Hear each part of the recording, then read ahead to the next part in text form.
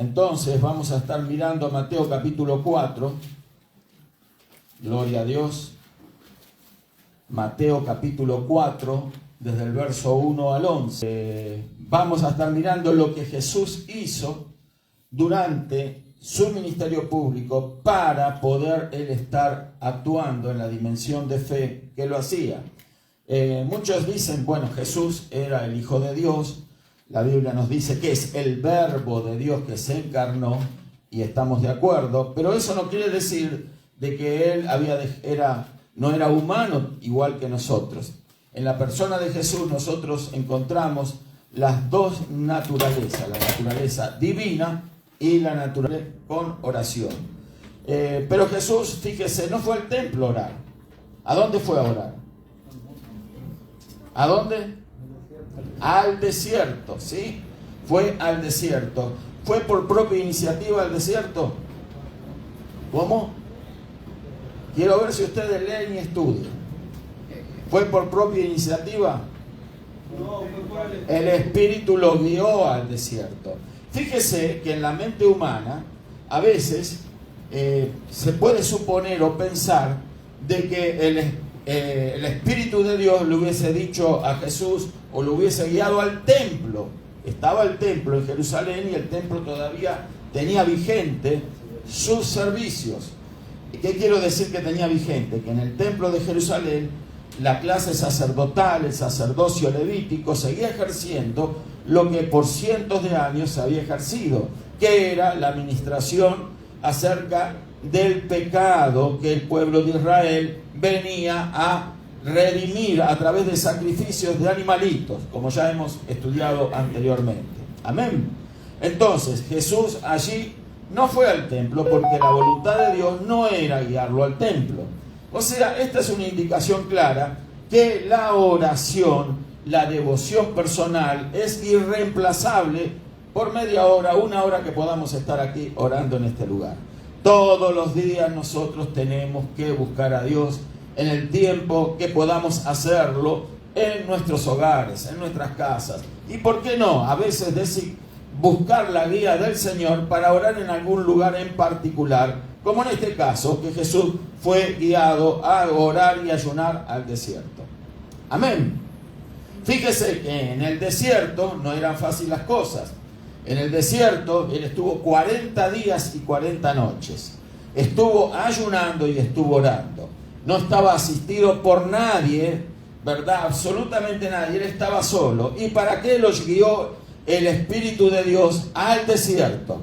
Lo llevó para que tenga él una investidura de poder que el Padre ya había preparado para él. Pero él tenía que orar, tenía que buscar la dirección divina, tenía que ver con los ojos espirituales el plan de Dios que él tenía que ejecutar, ¿verdad? Así que eso es muy importante, la oración. La oración, repito una vez más, no necesariamente en un lugar en cuatro paredes. Puede ser en su casa, puede ser en una plaza, puede ser en un bosque, puede ser en un monte, puede ser en un desierto. Aquí no tenemos un desierto, pero sí probablemente usted tenga un lugar, un cuarto en su hogar donde orar personalmente y buscar la guía del Señor. Amén. Entonces, eso es muy importante. Y fue guiado al desierto, ¿para qué? Para que cuando él terminara esos 40 días y 40 noches de ayuno, ¿qué pasó? ¿Cómo?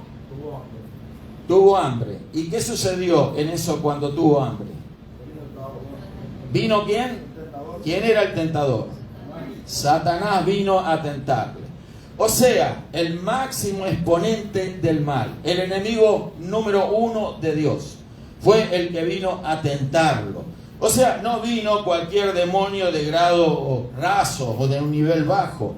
Vino directamente el comandante en jefe del ejército de las tinieblas. Vino el mismo Satanás a tentarlo, con todo el bagaje de recursos malignos para tentar al Señor.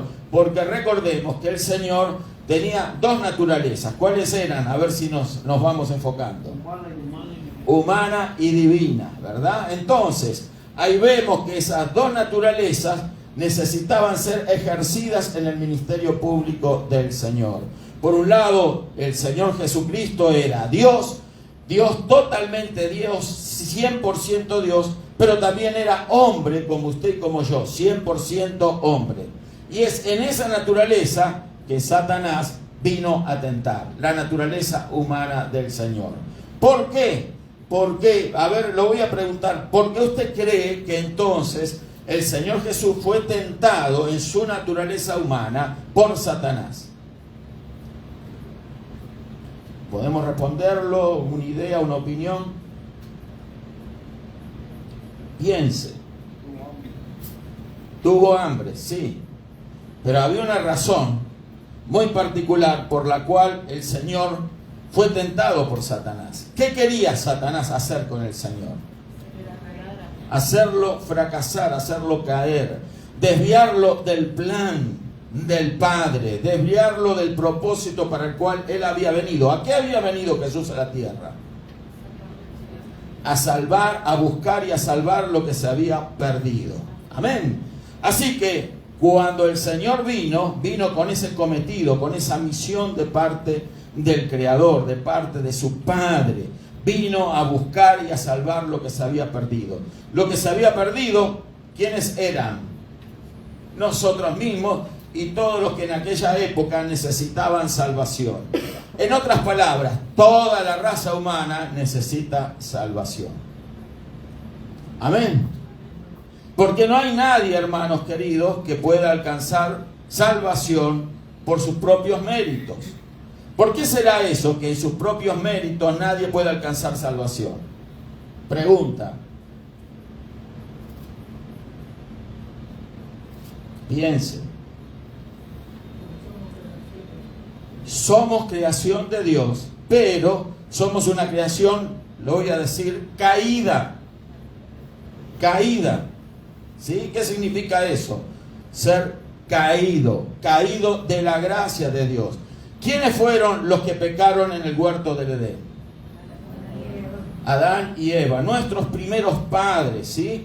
Y de allí es que nuestros primeros padres fracasaron, cayeron en el pecado, en la desobediencia, y entonces nosotros, ¿verdad?, recibimos esa naturaleza caída. Recuerde que sus hijos van a recibir el carácter y muchas cosas propias de usted. ¿Por qué? Porque no solamente la fisonomía, la figura, los genes, sino también recibimos de nuestros padres directos también la naturaleza espiritual que ellos tienen, ¿sí? Y obviamente que no todos los seres humanos son iguales. Hay algunos que han pecado más, otros que han pecado menos, pero en definitiva todos pertenecemos a una raza caída. Amén. Que somos de una naturaleza ¿cómo? Caída. Somos, en otras palabras, apartados de Dios. Cuando alguien nace, cuando alguien ve la luz de la vida, entonces lo que está sucediendo es que se está manifestando esa naturaleza caída. ¿Se dio cuenta usted de un bebé, por ejemplo? ¿Cuántos somos, bueno, padres, abuelos algunos, ¿verdad? Y hemos visto a nuestros hijos como bebés, a nuestros nietos, y de qué forma entonces rápidamente nosotros podemos detectar esa naturaleza caída en la vida de los pequeñitos, de los bebés inclusive. ¿Cuántos han visto, por ejemplo, el egoísmo en algunos de los bebés o los niñitos pequeños?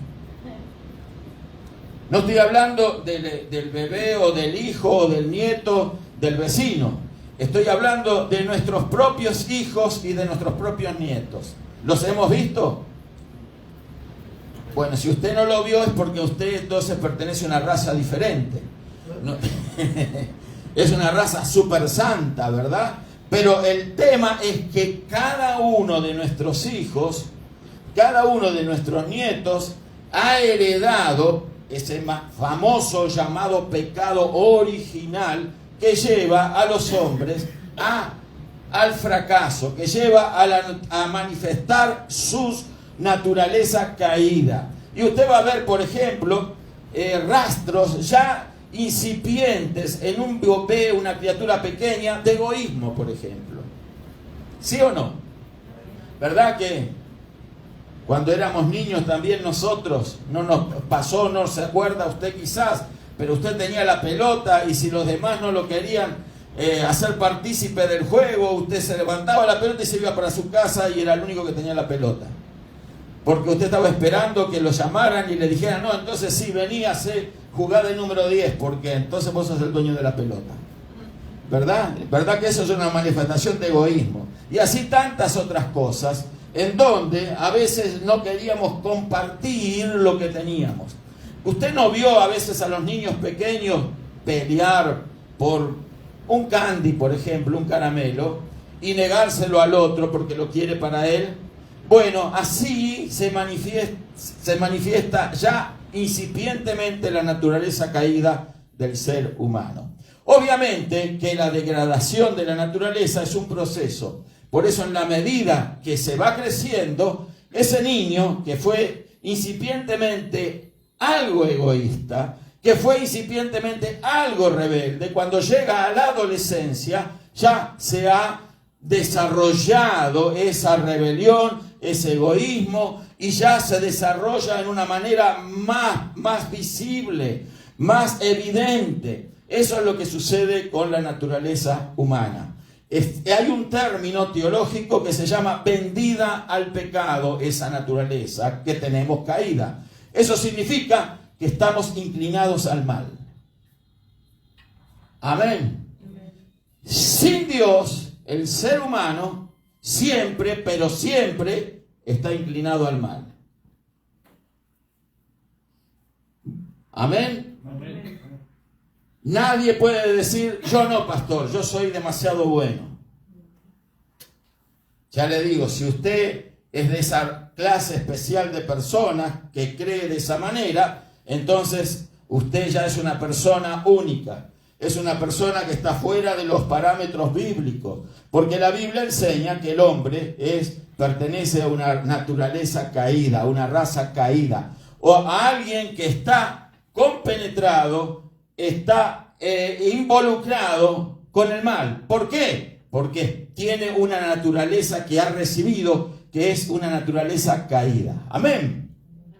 ¿Cómo lo explico? Por ejemplo, si usted tiene para criar a un tigre, le entregan a un tigre chiquito a usted, de pequeño, ¿verdad? Y usted lo empieza a alimentar, lo tiene en un lugar particular en su casa. El tigrecito va dejando de ser pequeño y empieza a crecer. ¿Qué come el tigre? Carne.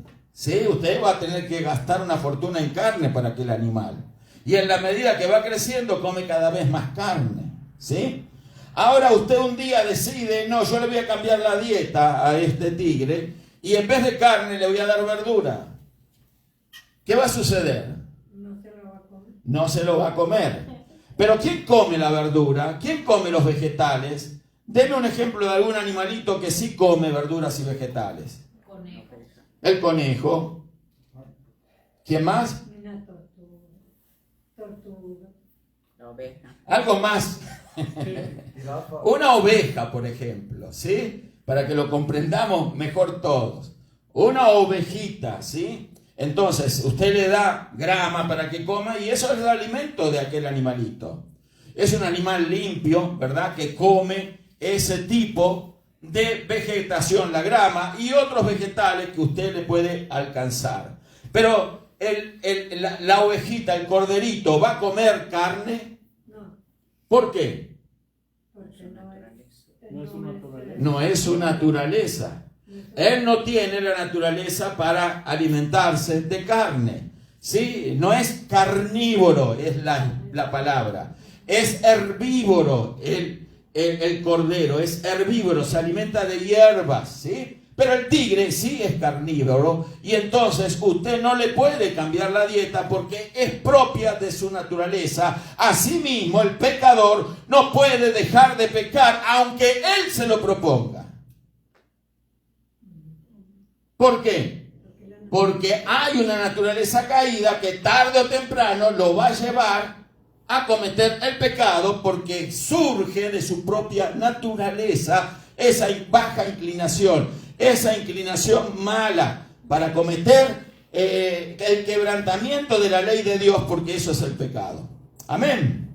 Entonces, ahí vemos cómo todos los seres humanos hemos pecado. Y la Biblia dice que por cuanto todos pecaron, fueron ¿qué? ¿Cómo? Destituidos. ¿De qué? En otras palabras, significa que Dios ya nos ha separado por haber pecado, ¿sí? Porque pertenecemos a una raza caída. Pero en su misericordia, Dios, el Creador, conociendo esto que habría de suceder con su máxima creación, el hombre, porque el hombre es la máxima creación de Dios, entonces Él ya tenía desde la eternidad preparado un plan. ¿Cuál era ese plan? De que el hombre necesitaba un cambio. ¿Un cambio de qué? ¿De mentalidad?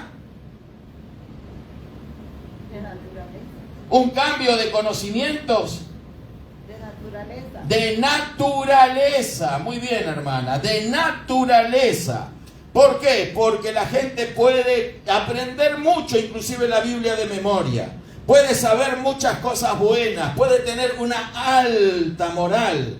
Pero sin embargo, si no ha sido cambiada su naturaleza, siempre va a volver a pecar. Amén. Eso es lo que la Biblia nos enseña, hermano. Eso es lo que Jesús ahora tenía en el desierto que enfrentar. Tenía que demostrar que Él no tenía una naturaleza caída como la que tenemos nosotros. Que Él era Dios perfecto en toda su deidad, pero también que era hombre perfecto en toda su humanidad. Amén. Y entonces la humanidad perfecta la tenía que demostrar. Por eso ayunó 40 días en el desierto.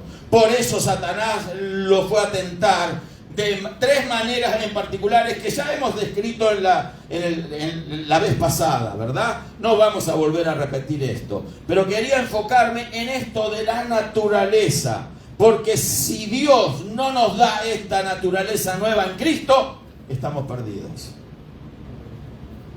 Amén. Estamos perdidos.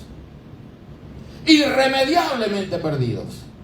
Pero pastor, yo no soy tan malo. Mucha gente me ha dicho, yo no soy tan malo, yo no soy un delincuente, yo no soy un criminal, yo no maté, no robé, yo no hice las cosas que mucha gente hace, no violé, yo no me he portado mal, he sido un buen hijo, soy un buen padre, soy un buen vecino, soy un buen ciudadano. Pero yo tenemos que decirle que la Biblia enseña que si no se nace de nuevo con esa nueva naturaleza, no puede ver el reino de Dios.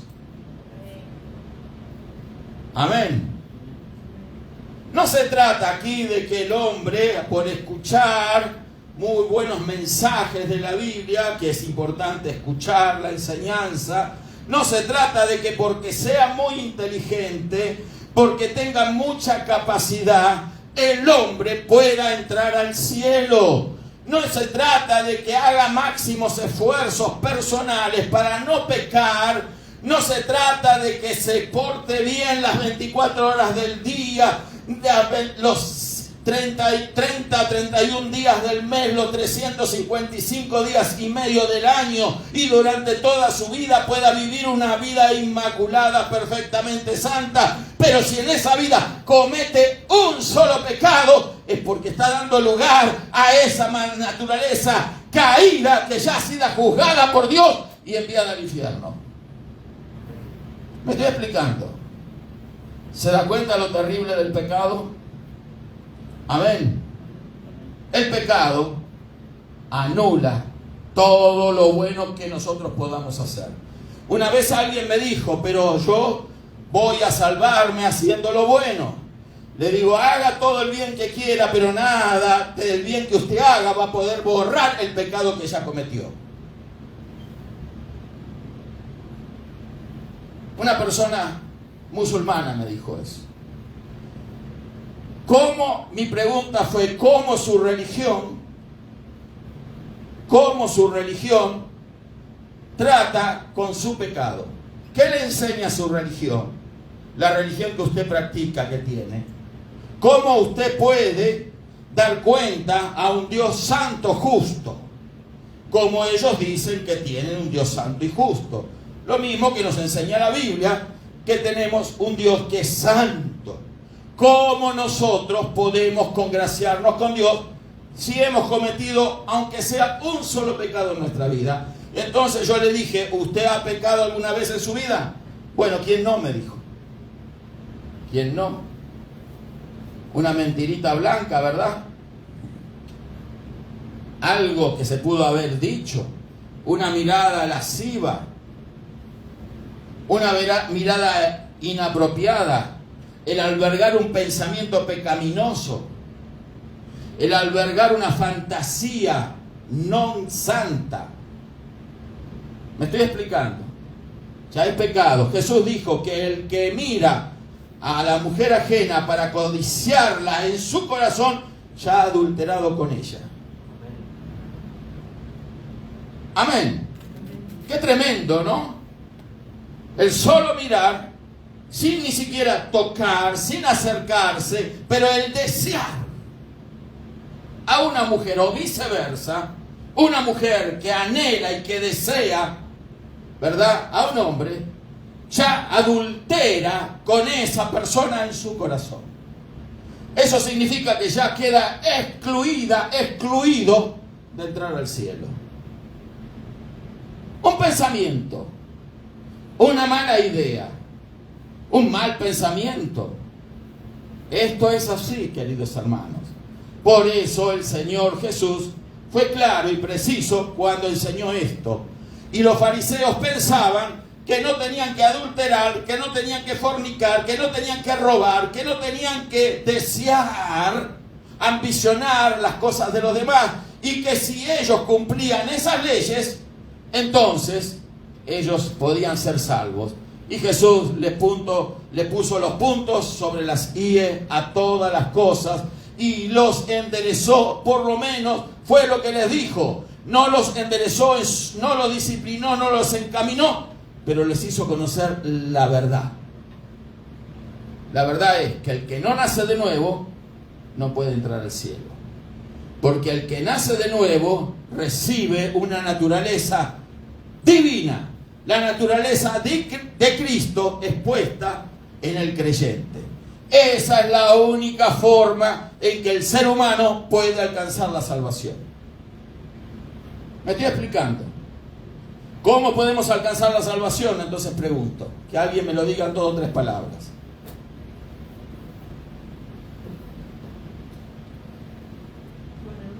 Acá hay hermanos y hermanas valientes también, y hermanos. Arrepentirnos. ¿Cómo? Arrepentirnos. Arrepentirse. Orando. Son procesos, ¿verdad? ¿Cómo podemos entrar al cielo? Fue la pregunta. Nacer de nuevo. Obviamente que el que nace de nuevo porque pone en acción, ¿qué cosa? La fe. La fe. ¿Qué es la fe? ¿Cuál es la definición bíblica de fe? ¿Alguien recuerda? La certeza de lo que se espera, la convicción de lo que no se ve. O sea, no veo, me miro a mí mismo, no veo una persona santa, pura, perfecta, pero sí creo que soy una hija o un hijo de Dios por fe. ¿Por fe en quién? En Jesús. Y lo que Él hizo por mí muriendo en la cruz, porque cuando Él murió en la cruz, entonces yo fui salvo, porque la demanda de la justa, santa, maravillosa ley de Dios allí fue suplida. Un justo murió por los injustos. El Señor Jesús, que no había pecado nunca, murió por todos nosotros los injustos. Los que habíamos pecado, unos de una manera u otros de otra, los que estábamos viviendo, y voy a usar esta expresión para que miremos, estábamos viviendo en Adán. ¿Lo ve? En Adán. Cuando vivimos sin la naturaleza divina en nosotros, estamos viviendo en la naturaleza adámica. Para que vayamos a acostumbrarnos a esos términos. En la naturaleza adámica, una naturaleza caída, como la de nuestros primeros padres, Adán y Eva. Amén. Por eso, cuando viene Cristo en nuestra vida y nosotros por fe lo recibimos, entra su Espíritu en nosotros y es puesto en nosotros una nueva naturaleza, la naturaleza de Cristo. La misma naturaleza del Señor Jesús entra en nosotros, porque Él entra en nosotros. Algo santo, algo puro, algo perfecto, algo inmaculado. El Espíritu del Señor Jesús entra dentro de algo sucio, caído, inclinado al mal. Amén. Y cuando eso sucede, ¿qué es lo que sucede? Entonces recibimos esa naturaleza y comienza Cristo a vivir en nosotros. Por eso el apóstol Pablo decía que él quería que vivir, no que fuera él el que viviera. No quiero vivir yo, mas Cristo vive en mí, y lo que ahora vivo en la carne, en la vida, lo vivo en la fe del Hijo de Dios, que murió, que se entregó, que me salvó y que lo hizo por mí. Amén. Pablo conocía de estas cosas. Nosotros también las tenemos que saber. Pero no solamente lo tenemos que tener el conocimiento teórico, sino que tenemos que pedir que esta experiencia sobrenatural, esta experiencia de carácter espiritual, se produzca en nosotros. Amén. Hay muchos lugares religiosos donde se congregan multitud de personas que no han nacido de nuevo. ¿Usted cree que por ir a una reunión los días domingos, los días martes a una reunioncita de oración, o por ir a hacer tal o cual cosa en nombre de Dios, ir a visitar a las viudas, ayudar a los huérfanos, entrar en los hospitales, dar paz, dar consuelo, alimentar al pobre, todas esas cosas nosotros podemos usarlas como garantía para entrar al cielo? ¿Qué piensa? No. Hagamos lo que hagamos, nosotros no nos va a dar el ticket para entrar al cielo. Lo único que nos va a permitir la entrada al cielo es tener una naturaleza santa en nosotros. Porque al cielo no va a entrar lo caído, al cielo no va a entrar el pecado, al cielo no va a entrar lo inmoral, al cielo no va a entrar lo sucio, al cielo solo va a entrar lo santo, lo puro, lo perfecto, y eso es Cristo en nosotros. Esa naturaleza es la que va a entrar al cielo. Amén. ¿Vamos comprendiendo? ¿Me estoy explicando bien? ¿Me estoy explicando mal? Entonces, si hay preguntas, puede alzar la mano y preguntar. Amén. Amén. ¿No hay preguntas? Bueno, mejor. Quiere decir que están aprendiendo muy bien. Gloria a Dios. ¡Qué bueno! Porque de eso se trata. Nosotros tenemos que saber a qué estamos acá, hermanos.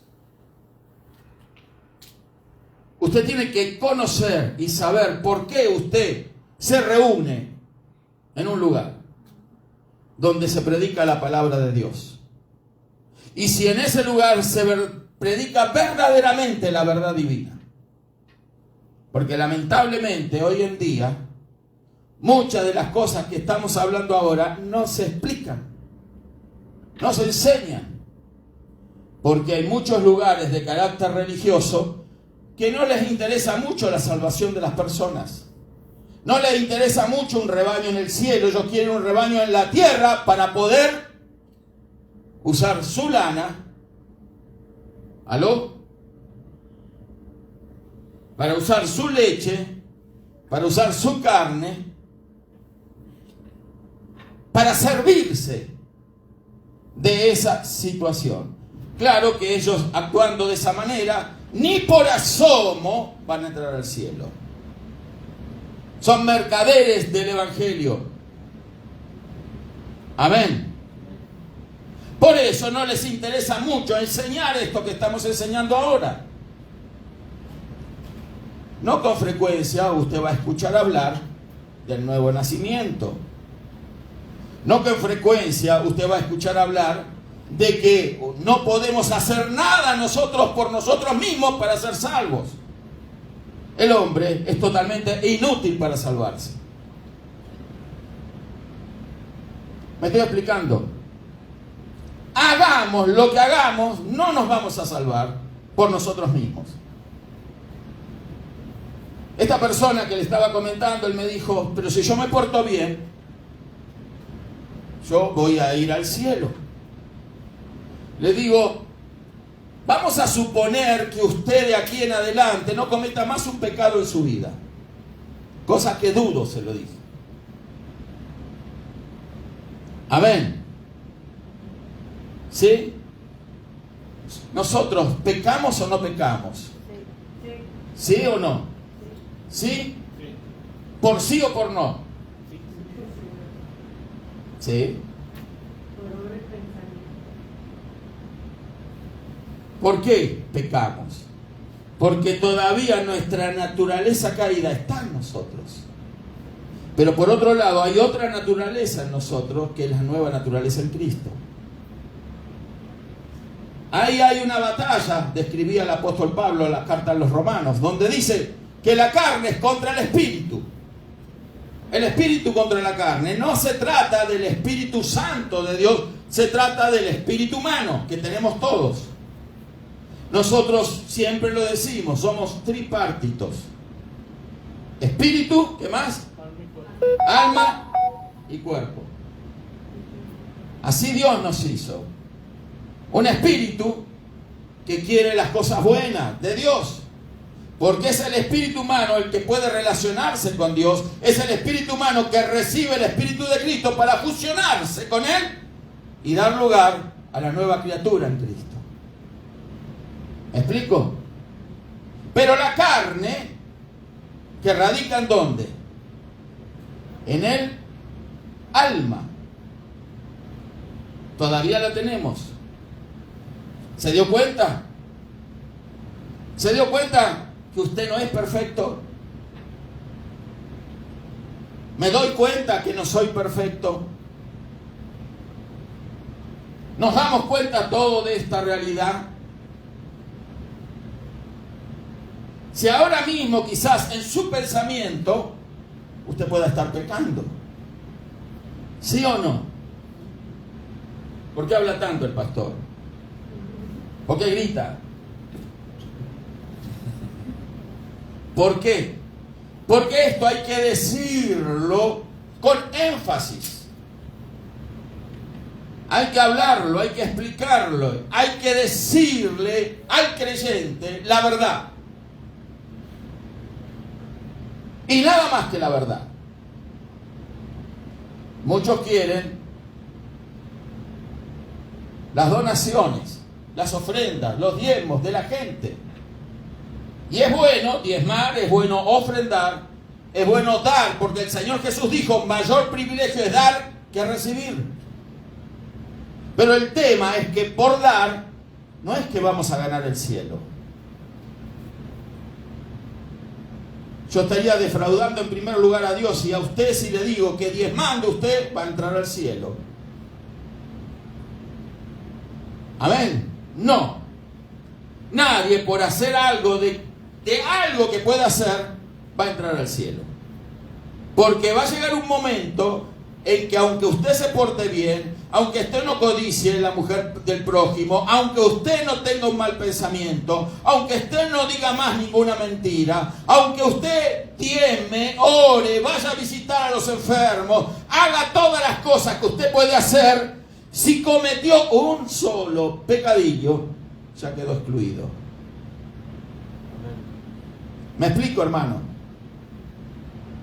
Si el justo, dice la Escritura, con dificultad se salva, ¿en dónde aparecerá el impío y pecador?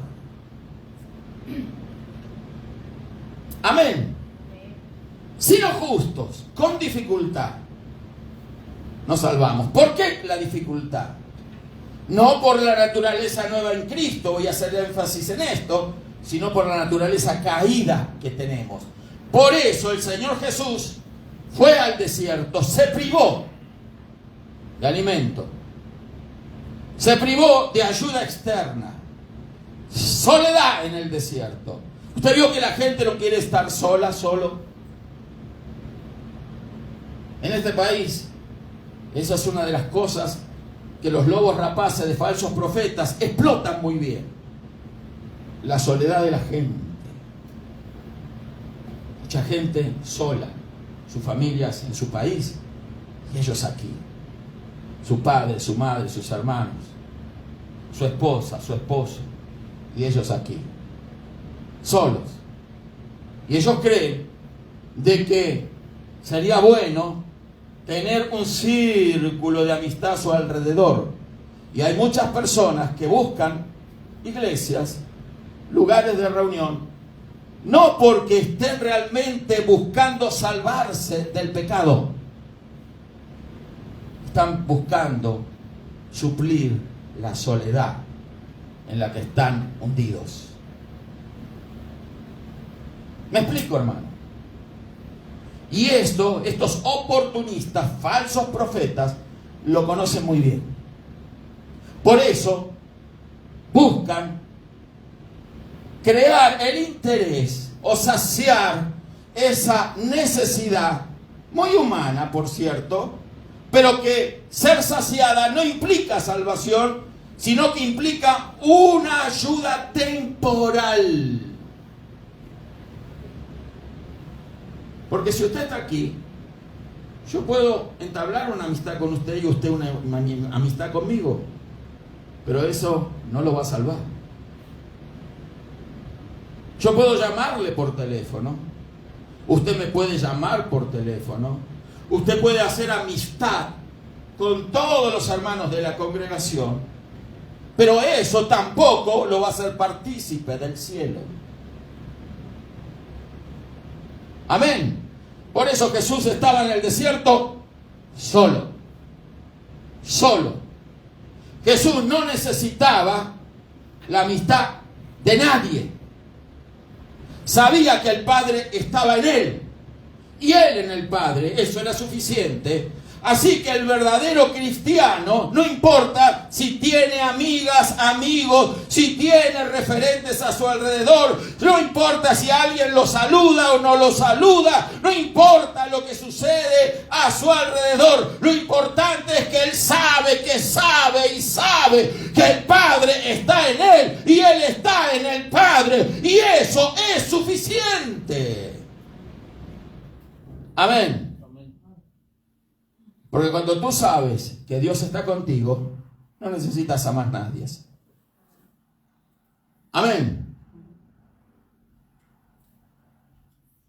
Es menor, indiferente, si te llamaron, si te saludaron o no. No te afecta emocionalmente un saludo. Hay personas que se emocionan y se ponen felices cuando los saludan, o cuando los reconocen, o porque los valoran. Y si eso no sucede, se sienten infelices. Y estoy refiriéndome a cristianos. Se sienten mal. No me valoran. El pastor no me llamó. No me saludaron los hermanos. No represento nada para ellos. No siento el amor de Dios. Si alguien no siente el amor de Dios, es porque no tiene el amor del Padre en su corazón.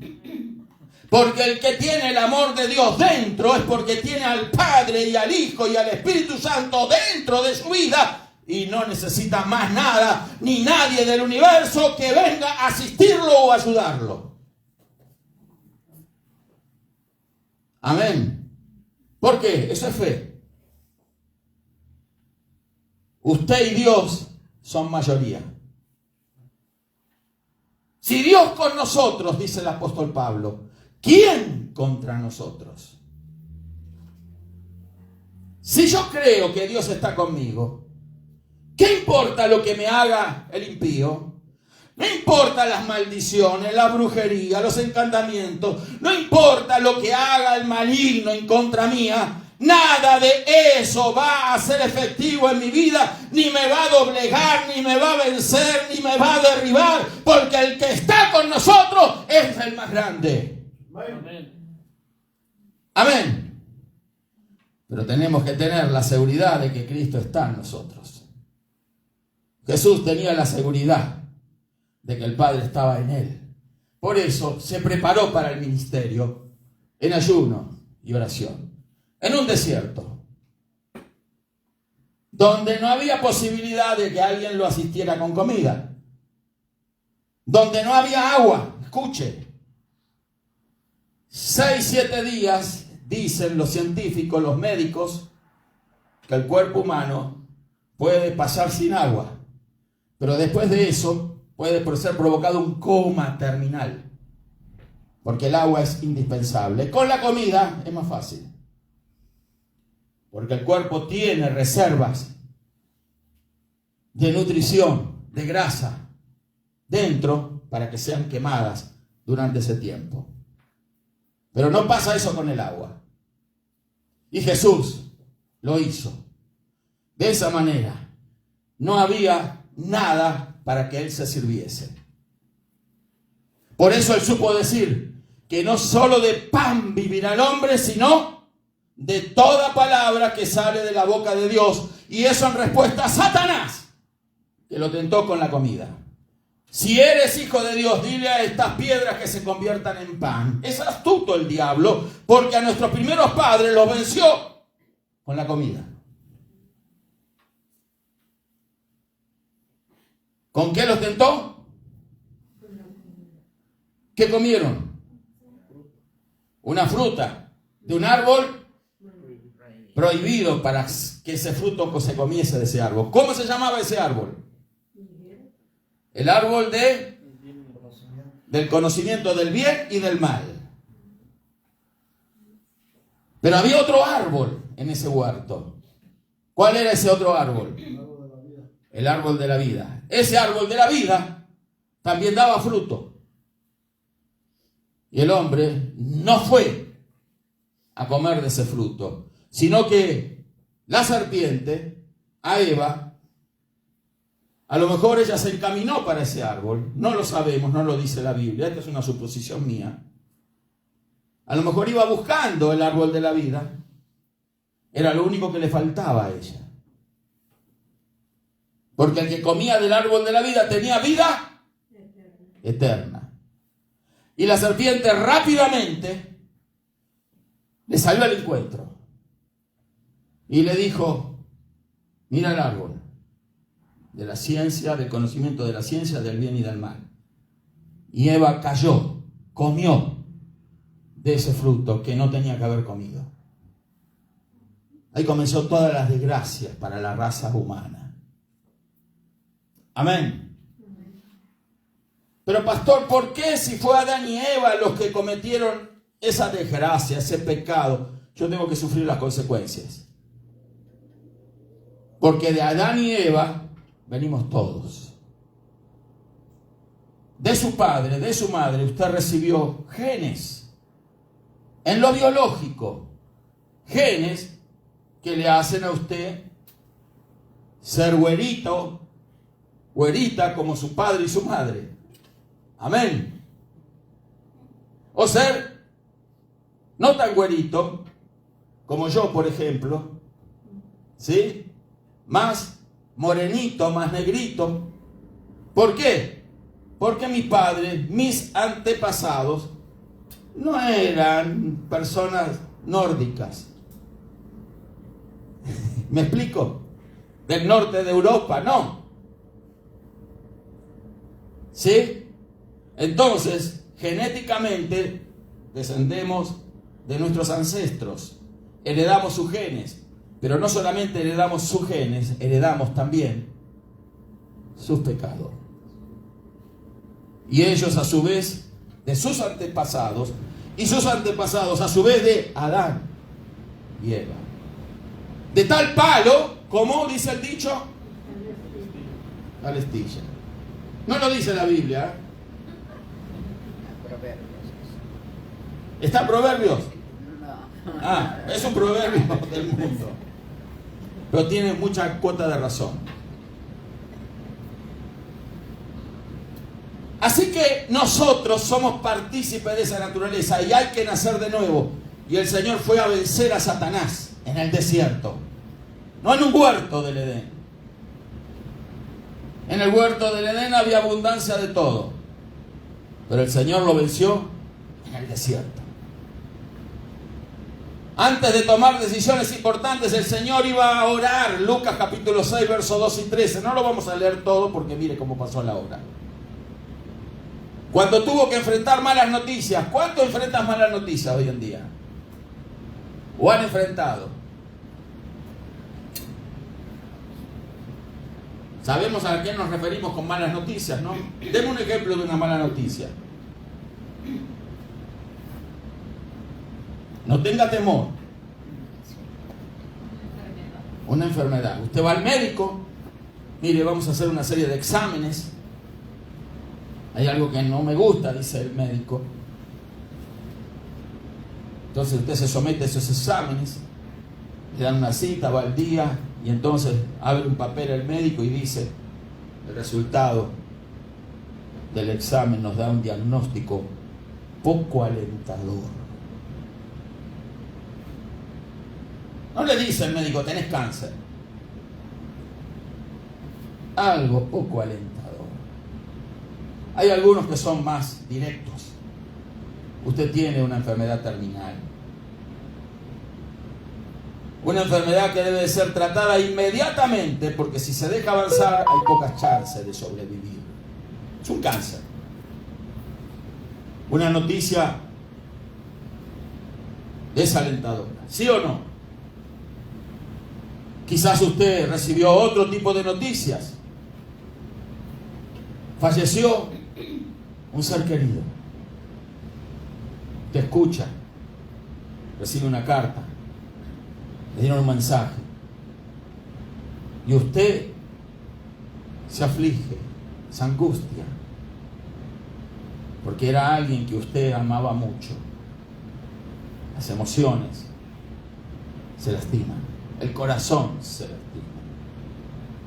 Usted quería intensamente a esa persona y ahora ya no la va a poder ver más. Se duele la gente. Es muy normal, muy natural. Es una mala noticia.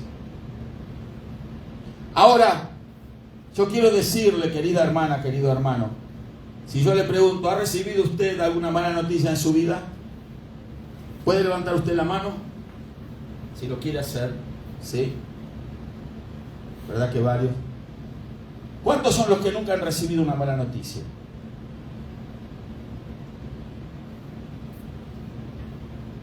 Yo quiero decirle,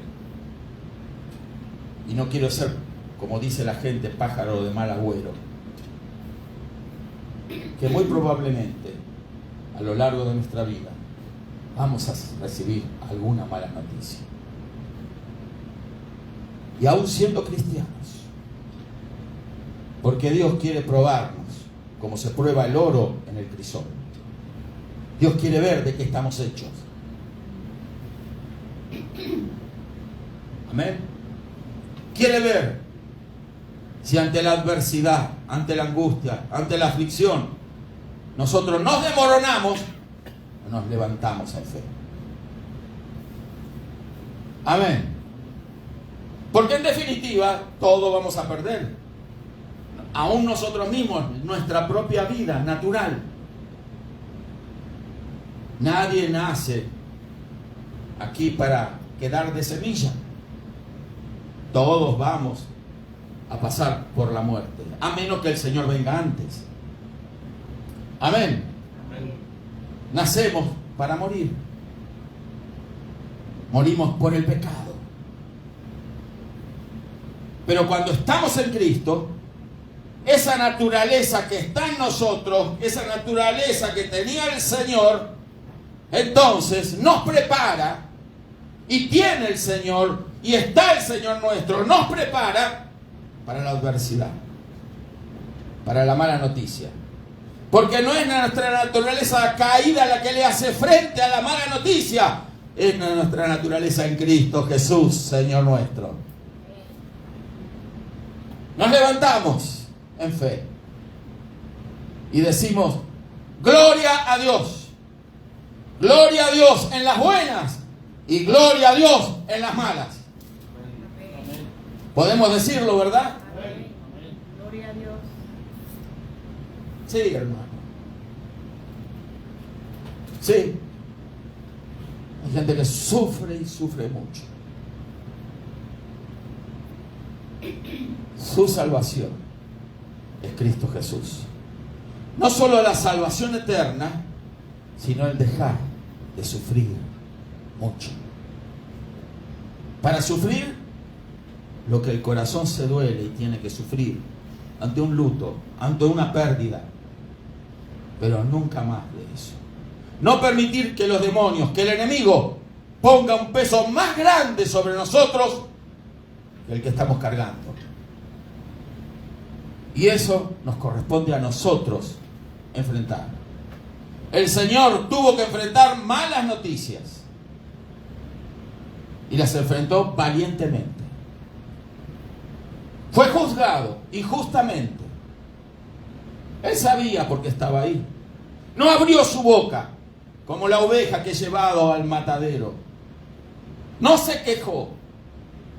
No se defendió. Su juicio fue injusto.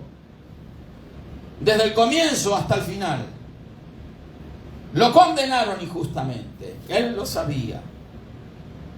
Pero él no dijo nada. La cruz. Crucifíquenle, gritó la multitud.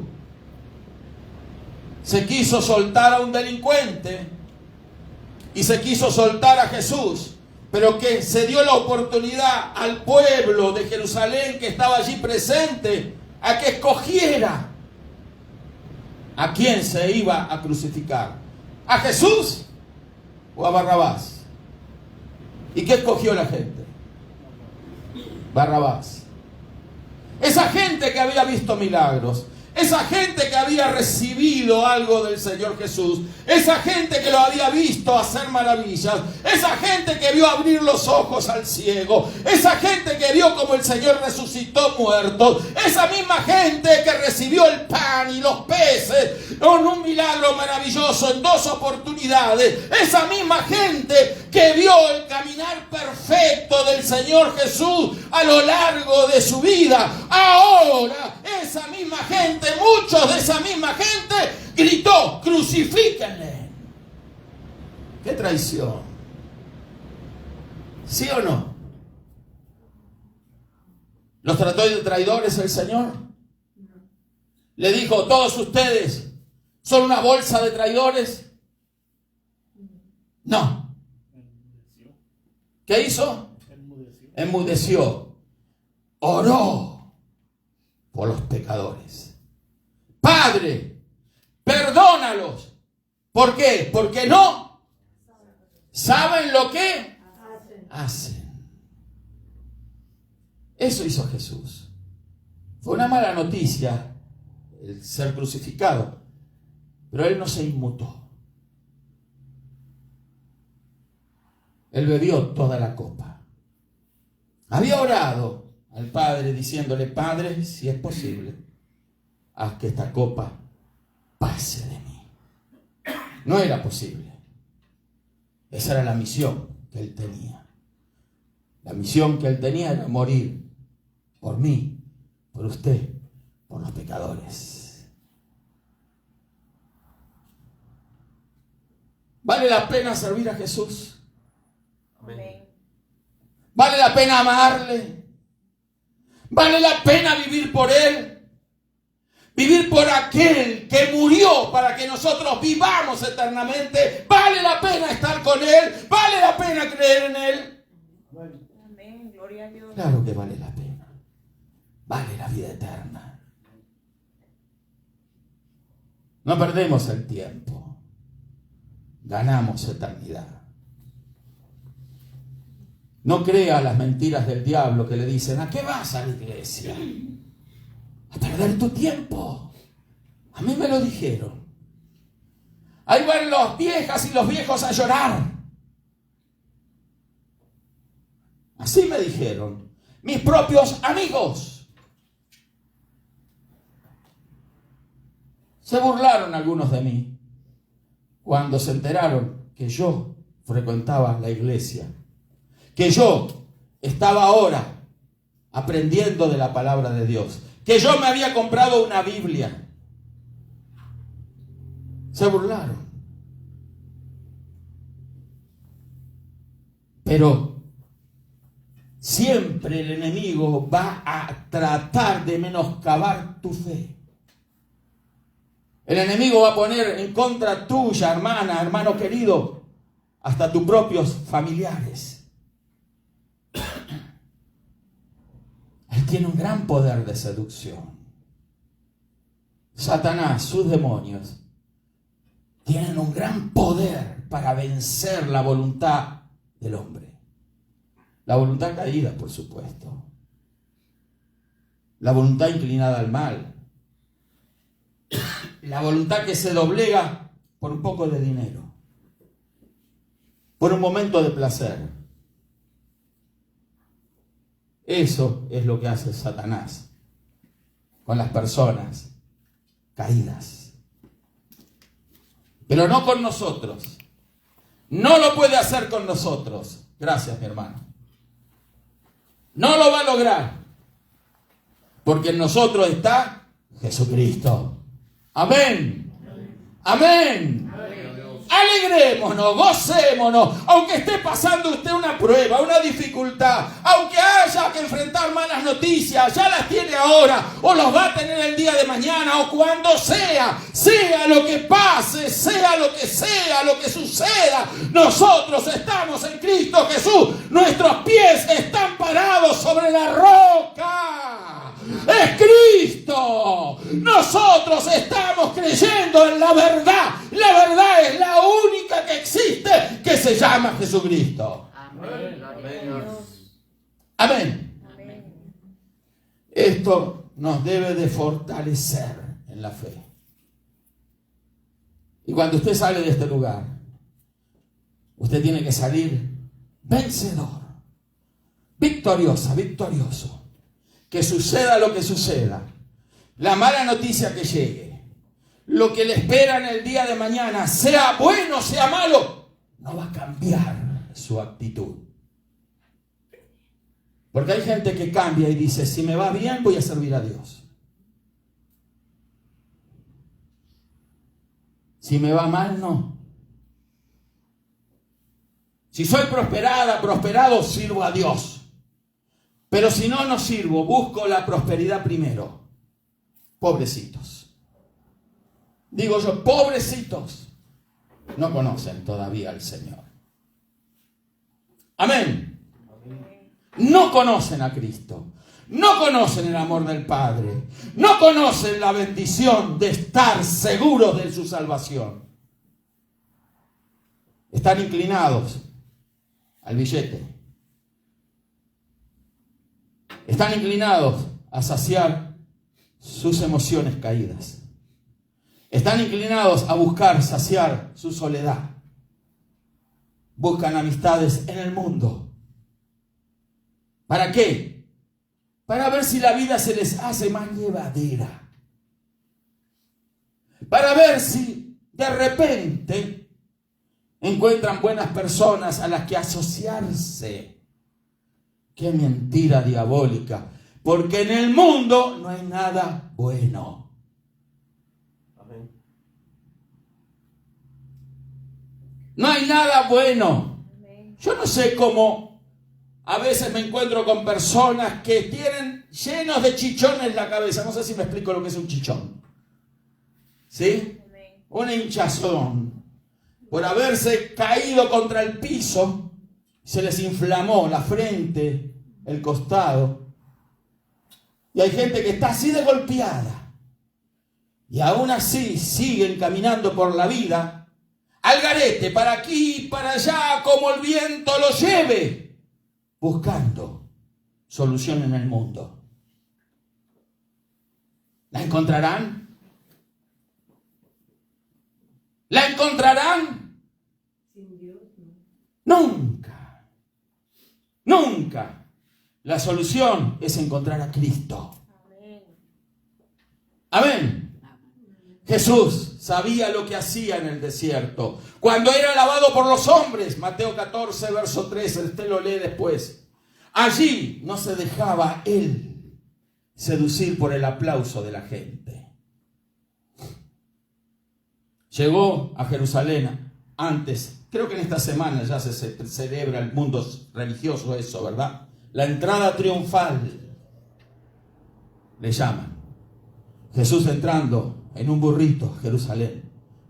Y la gente tirando palmas en el camino. Era una señal arrojar palmas. ¿Sí me explico las palmas? Una señal de algarabía, de gozo, de alegría, de humillación, de reconocimiento ante el que entraba montado en el burrito. De reconocimiento de que aquí viene el rey. Y que su cabalgadura no pise ni levante polvo. No había asfalto, era tierra.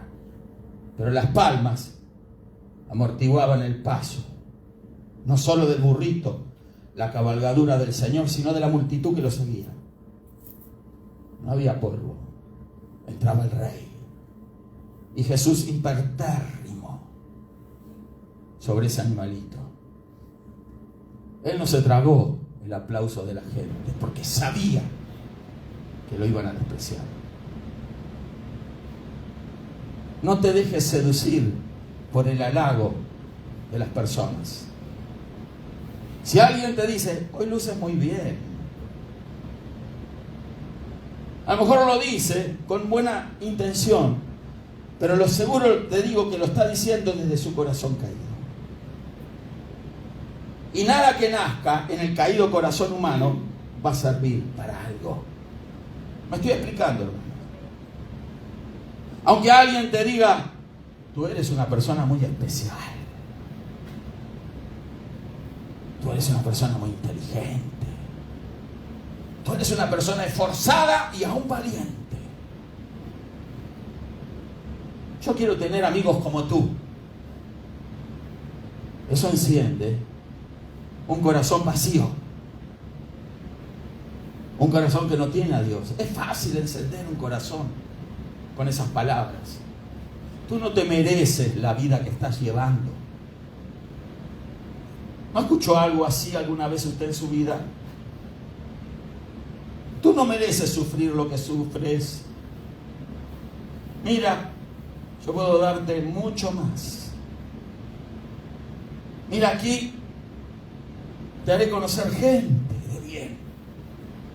Gente que te va a ayudar. Y así los pescados, ¿verdad? Los peces son pescados cuando ya cayeron en el anzuelo y son pescados. ¿Sí? Se tragan el anzuelo con esa carnada.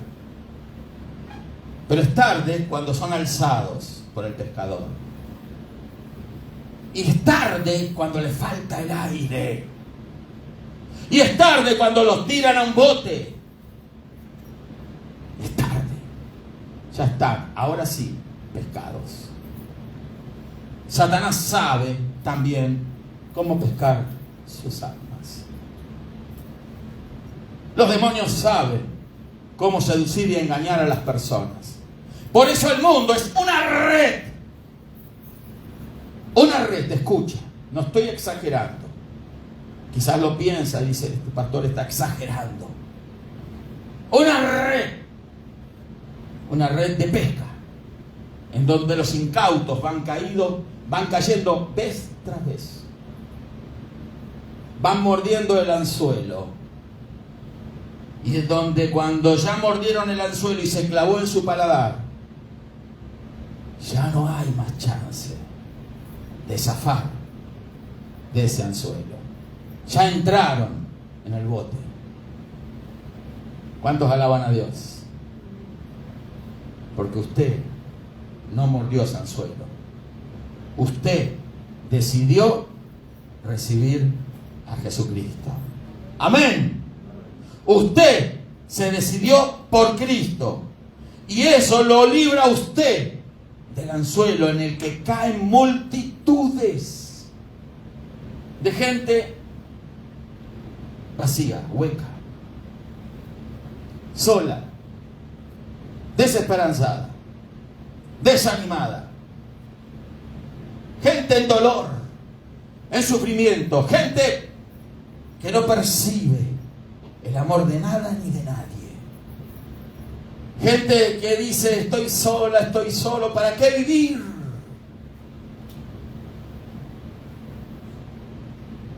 Uno puede suponer que al diablo se le presentaría y le diría, suicídate. Lo hace. Lo hace. Claro que lo hace. Pero como es un proceso de descomposición moral, se espera y le dice, ven conmigo. Come de lo que yo te ofrezco. Haz lo que yo te propongo. Lo sube a la cúspide del templo y le dice, arrójate ahora, si eres hijo de Dios, al vacío. Porque la palabra dice que a sus ángeles mandarán acerca de ti, para que tu pie no tropiece sobre piedra. Al Señor tu Dios adorarás y solo a Él servirás. ¿Cuántos alaban al Señor que pronunció esas palabras mortales para Satanás? Que lo vino a tentar con la propia palabra de Dios. Amén. ¿Se da cuenta del enemigo que enfrentamos? ¿Se da cuenta del poder del pecado que radica en nuestro propio y engañoso corazón? ¿Se da cuenta del poder que tiene el mundo? ¿Se da cuenta de quiénes son sus enemigos? Los enemigos no lo tenemos en la iglesia. El enemigo no es el pastor. El enemigo no es la hermana. No es el hermano. El enemigo es el mundo. El enemigo es el que está perdido, que no quiere irse solo, consciente o inconscientemente, al infierno, sino que quiere arrastrar a unos y a otros a la droga, a las cantinas, al alcohol, al vicio. Ese es el enemigo, los demonios, Satanás. Tenemos una lucha que no es contra sangre ni carne, sino contra principados y potestades del diablo, pero están vencidos en el nombre del Señor Jesús. Amén. Gloria a Dios. Amén. Amén.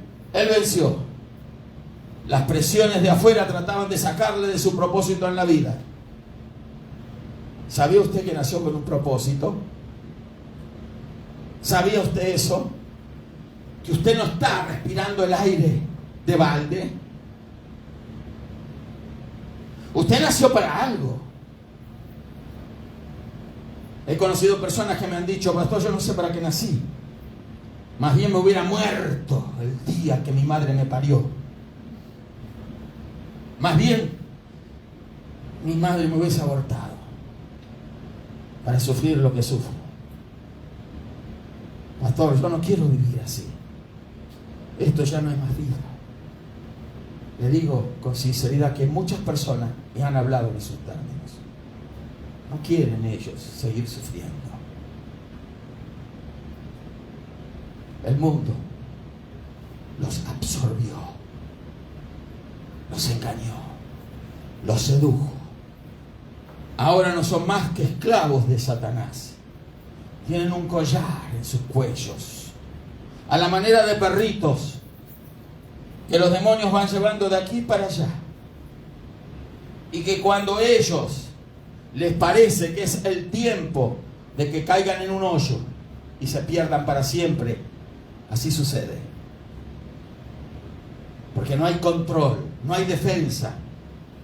No se puede enfrentar a ese enemigo en las propias fuerzas humanas. Se necesita el poder de Dios. Jesús lo manifestó. Jesús, antes de predicar el evangelio, oraba. Y con este punto dejamos aquí. Oraba. Ya nos ha pasado la hora. Oraba. Nosotros tenemos que hacer lo mismo. Orar. ¿Cuántas veces, pastor? Orar todo lo que usted pueda orar. Orar hasta que usted sienta que ya no tiene que orar más. 1 hora, 2 horas, 3 horas, 4 horas, ¿cuánto, pastor? Orar hasta que la carga que va llevando sobre sus hombros se vaya. Es lo único que nos va a librar del sufrimiento y el dolor provocado por el enemigo. A ese sufrimiento tenemos que resistir. Otro día vamos a hablar del sufrimiento de nuestra propia cruz. Ninguno que nos lleva su propia cruz cada día es digno de mí, dijo el Señor. El verdadero discípulo va a cargar la cruz también. Pero ese sufrimiento lo aceptamos. Porque a veces nos va a tocar sufrir, pero no por causa del enemigo, sino por cargar la cruz. Otro día hablamos de eso. Vamos a ponernos de pie. ¿A quién vamos a servir? ¿Vamos a seguir las pisadas del Maestro? ¿Vamos a seguir a Jesús? ¿O vamos a seguir nuestro propio camino? Un día me tuve que enfrentar frente a ese dilema. ¿Sigo como estoy? ¿O abrazo? No esta religión. Abrazo a esta relación con Jesús. Porque no es religión lo que salva al hombre. La religión lo aparta de Dios. Es Cristo, que no es una religión. Él está vivo porque resucitó de los muertos. Y está vivo para salvar a los que creen. ¿Qué vamos a hacer? ¿Vamos a seguir las pisadas del Maestro? ¿O vamos a ir caminando al garete? No sé si me explico por el término al garete. A la deriva. Así como un barco perdido en alta mar que no sabe dónde está el norte ni dónde está el sur. El cielo está oscuro, está nublado, no puede guiarse por el sol ni por las estrellas. Soplan vientos diversos que lo llevan para aquí y lo llevan para allá. Y aunque cree tener el timón en la mano, el capitán del barco no sabe a dónde dirigirse. Eso es andar al garete, a la deriva. En otras palabras más sencillas, a la buena de Dios. ¿Cómo hemos estado viviendo sin Cristo? A la buena de Dios. Creíamos que era a la buena de Dios. Pero yo quiero corregir esa palabra diciendo que vivíamos a la buena del diablo. Y no nos dábamos cuenta. Íbamos así, fluctuantes, para aquí y para allá, golpeándonos, aquí y allá, decepcionándonos, una vez tras vez, una vez tras otra, ahí decepcionados, frustrados, en dolor, desengañados. Me falló fulano, fulana, me falló mengano, mengana. Me fallaron mis amigos. Me falló mi novia, mi novio. Mis hijos, mis padres, mi esposa, mi esposo. Fallan los hombres. Fallan porque no tienen a Cristo en su corazón. Me falló todo. La vida me falló. La vida. La vida me fue siempre una cuesta arriba. Un remar contra la corriente. Siempre batallando, siempre sufriendo, siempre encontrando la puerta cerrada delante de mí, siempre viviendo en la oscuridad, en las tinieblas, siempre de esa manera, sin ver la luz del día, sin ver la luz resplandecer sobre mí, siempre viviendo en dolor, en desengaño, en sufrimiento, pero siempre así, pero ese siempre siempre así. Se tiene que romper el día que nos encontramos con Cristo y le decimos: Señor Jesús, entra en mi vida, entra en mi corazón. Quiero cambiar, quiero la nueva vida que tú tienes para mí. ¿Habrá alguien que quiera vivir esa vida? Gloria a Dios. ¿Habrá alguien que diga: sí, Gloria a Jesús. yo quiero un cambio? Hoy necesito un cambio. Si alguien puede pensar de esa manera, está cerca de la salvación. Muy cerca. Muy cerca. Solo basta un paso. El paso de decirle al Señor: Señor, entra en mi corazón. Por algún motivo no lo quise hacer de lleno. Nunca me quise rendir por completo en tus manos. ¿Será que Dios está hablando a alguien? Nunca me quise rendir de lleno en tus manos. Ahora es la hora. Este es el día. Esta es la oportunidad. Este es el momento de decirle sí a Jesús. ¿Habrá alguien aquí, en este lugar, en el video que nos ve, que lo va a ver más tarde alguien? Dios permita eso. Que diga: yo quiero un cambio. No es religión, es vida nueva en Cristo Jesús. ¿Habrá alguien? Levante la mano. ¿Habrá alguien que quiera decirle sí al Señor Jesús? Levante la mano.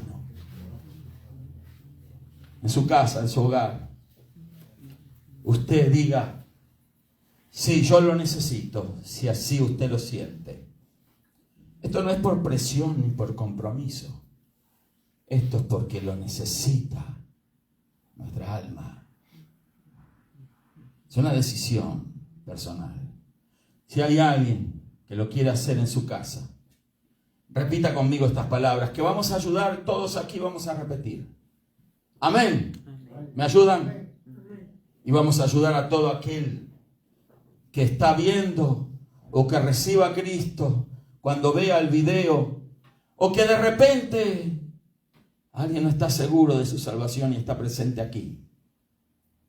Vamos a repetirlos todos juntos. Padre, en el nombre de Jesús, te doy gracias, Señor, porque eres bueno y tu misericordia eterna me has llamado, Señor, me has invitado a recibir a Cristo, al que has enviado a morir por mis pecados. Me refugio en Él y creo que la sangre de Jesús me limpia del pecado. Anota mi nombre en el libro de la vida y ayúdame a caminar en este tu camino, en el camino del Señor Jesús. Lléname del Espíritu Santo y fuego. Dame los dones para poder servirte, Señor. En el maravilloso nombre de Jesús, te doy gracias. Amén y amén y amén. Alabe a Dios y dele gloria. Aleluya, aleluya, aleluya. Vamos a orar por los enfermos. ¿Hay alguien enfermo hoy aquí que está presente? Hemos orado hoy por enfermos, pero quizás hay alguien que está sufriendo la enfermedad. Levante la mano. ¿Alguien más? ¿Alguien más? ¿Alguien más? Vamos a orar. Padre, en el maravilloso nombre de Jesús, declaramos lo que tu palabra, Señor, nos enseña. Que por las llagas de Jesús fuimos nosotros curados. No vamos a ser curados porque ya fuimos curados. Lo recibimos, Señor, y lo creemos. Somos libres, somos salvos y somos sanos en el nombre de Jesús. Usted que estaba enfermo, levante la mano y declare: soy salva, soy sana, soy sano, soy salvo por los méritos de Jesús. Gracias, Señor Jesús. Se va la enfermedad en el nombre de Jesús. Ahora, ato, ligo, reprendo la enfermedad.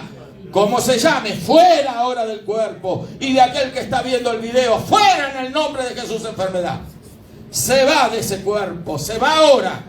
En el nombre de Jesús, la reprendo la enfermedad en el nombre de Jesús. Y declaro libertad, liberación, se va la angustia, se va ahora el dolor, se va el síntoma, se va ahora lo que el diablo puso para afligir, se va ahora, se rompe la maldición, hay liberación ahora de la mente, ahora en el nombre de Jesús. Gracias, Padre, en el nombre de Jesús. Recibimos tu palabra, Señor. La atesoramos, la hacemos nuestra y la llevamos en nuestro interior para recordarla cada vez, Señor, que el enemigo quiera oprimirnos. Gracias por tu palabra, en el nombre de Jesús. Amén y amén. Gloria a Dios. Bendiciones, hermanos. Nos saludamos con la paz del Señor Jesús. Dios le bendiga a todos. Aleluya.